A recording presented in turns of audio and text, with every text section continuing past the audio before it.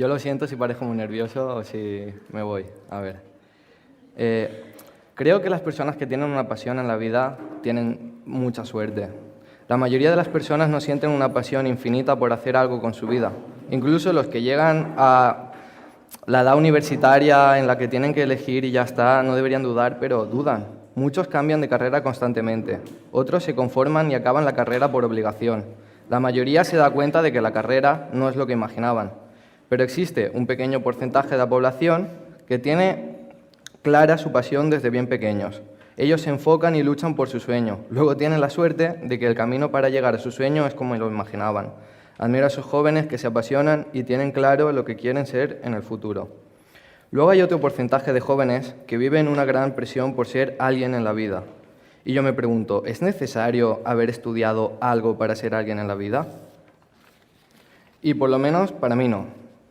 Para recrear la sensación que tiene una persona con este tipo de presión os voy a contar una historia, la historia de Marcos. Marcos es una persona, diría yo, bastante inteligente. No tiene preferencia en los estudios, podría estudiar tanto matemáticas como filosofía, una ingeniería como filología, pero él decide estudiar medicina. Le parece una buena opción. Y ya sabemos cómo está la nota en algunas carreras. Así que él lucha fieramente por entrar en la carrera, y no lo consigue.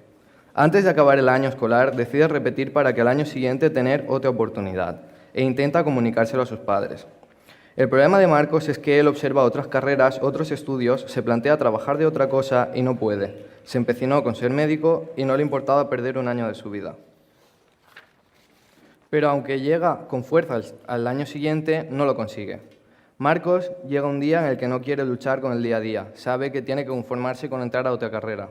Él repasa y repasa las carreras, las asignaturas, y ninguna le convence. No quiere estudiar, 4 años, algo que no le convence. Así que decide meterse a un ciclo formativo. Así que también tiene un par de años para aclararse con las carreras, o si le va bien en el ciclo, pues todo ya se vería. Pero las cosas no son así de simples. Hay que pensar que Marcos tiene la moral por los suelos. Os voy a situar. Marcos ha repetido por voluntad segundo de bachiller, o el curso que sea, y ahora pretende dejar la idea de hacer una carrera de lado para hacer un ciclo. A esta mezcla hay que añadirle los padres, que muchas veces no son muy comprensivos. Los padres creen que tienen un hijo inestable, un hijo que no quiere estudiar, pues repitió y acabó dejando el curso para irse a un ciclo. Claro, los padres no quieren consentir que su hijo no estudie, repita o deje un curso. Marcos intenta explicar lo que le pasa, pero sus padres no le escuchan.